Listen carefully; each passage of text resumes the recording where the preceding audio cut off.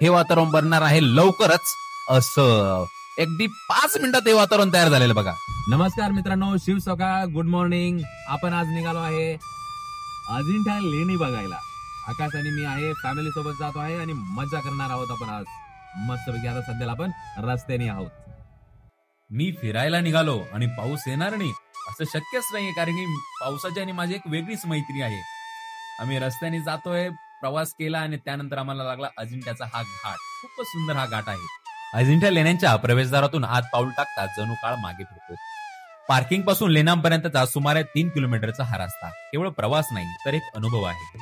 आजूबाजूला पसरलेल्या हिरवाईचा गालीचा, दरीतून येणाऱ्या वाऱ्यांचा गार झुळक आणि दूरवर ऐकू येणाऱ्या पक्ष्यांच्या किलबिलाटात एक वेगळी जादू दडलेली आहे.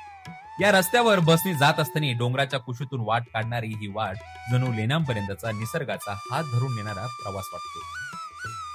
प्रत्येक वळणावरून दिसणारी वैघूर नदीची झलक आणि या पार्श्वभूमीवर उठून दिसणारी अजिंठ्याची दगडी कलाकृती, हे दृश्य मनात कायमचं कोरलं जातं. हा प्रवास तुम्हाला फक्त लेण्यांपर्यंत पोहोचवत नाही तर निसर्ग आणि इतिहास यांच्यातील अद्भुत नातं अनुभवायला लावतो. त्यामुळे अजिंठा लेणी पाहायची असेल तर या 3 किलोमीटरच्या रस्त्याचं सौंदर्य नक्कीच अनुभवायचं, कारण हेच अंतर आपल्याला इतिहासाच्या कुशीत घेऊन जातं. मित्रांनो, बसमधून उतरल्याबरोबरच एका शांततेने माझं मन वेढून टाकलं.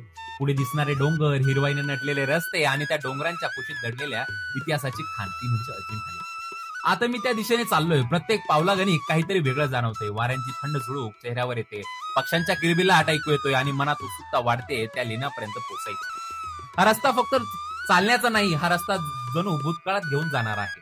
डोंगरांच्या उतारावरून खाली वाहणारी वैगूर नदी दिसते आणि तिच्या कुशीत उभा असलेल्या त्या दगडी लेणी शिल्पांच्या, चित्रांच्या आणि श्रद्धेच्या कथा सांगतायत.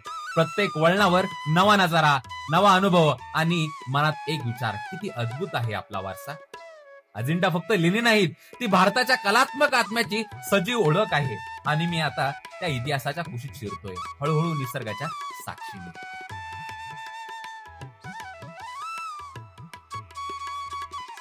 आता मी अजिंठा लेण्यांच्या आत आहे आणि खरंच इथं पाऊल टाकताच असं वाटतं जणू वेळ थांबलीये. त्या थंड दगडी भिंती, त्यावर कोरलेली नाजूक शिल्प आणि भित्तिचित्रामधून उमटणाऱ्या भावनांचा महासागर, प्रत्येक गोष्ट काहीतरी सांगते.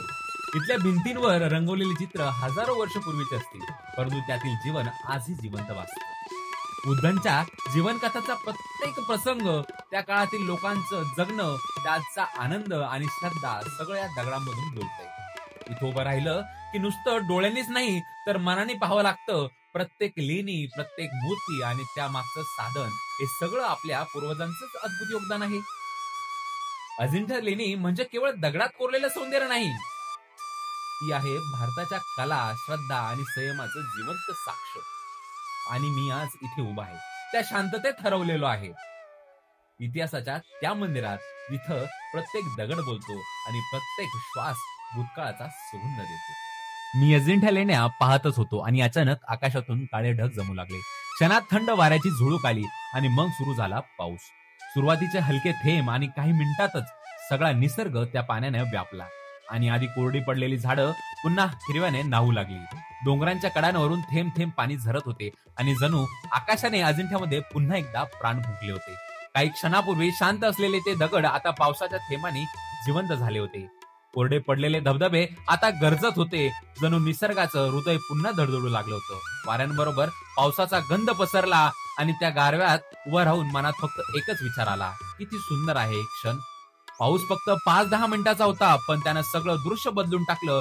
अजिंठा आता नव्यानं सजली होती. हिरवी झाडं, वाहणारे धबधबे आणि त्या पार्श्वभूमीवर उभ्या असलेल्या लेण्या, जणू निसर्ग आणि इतिहास दोघे मिळून एक अद्भुत चित्र रंगवत आहे. पाऊस थांबला, पण त्या क्षणाचं सौंदर्य माझ्या मनात कायमचं कोरलं गेलं. मित्रांनो, पाऊस थांबला होता, पण वातावरणात अजूनही त्याचा गंध दरवळत होता. मी पुन्हा लेण्याकडे चालू लागलो, पावसात भिजत, थेंब थेंब अनुभवत. ओल्या दगडांवरून घसरत जाणारे ते थेंब आणि त्या थेंबातून चमकणारी लेण्यांची जुनी शिल्प, असं वाटत होतं जणू त्या मूर्तींमध्ये पावसाने जीवन झोकलं आहे. प्रत्येक लेणी, प्रत्येक भित्तिचित्र पावसाने न्हावून निघालं होतं. त्या रंगांना, त्या दगडांना एका वेगळाच तेज आला होता.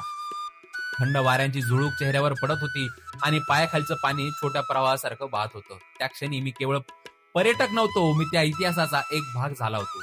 अजिंठा आता शांत नव्हती, ती गात होती पावसाच्या सुरात आणि मी त्या सुरात हरवून गेलो होतो.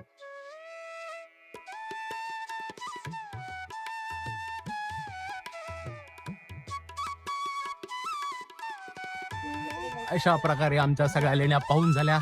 फास्ट मध्ये उशीर आलो, लवकर झालो. परत पाऊस, परेशानी, मज्जा, मस्ती. हो की नाही दादू?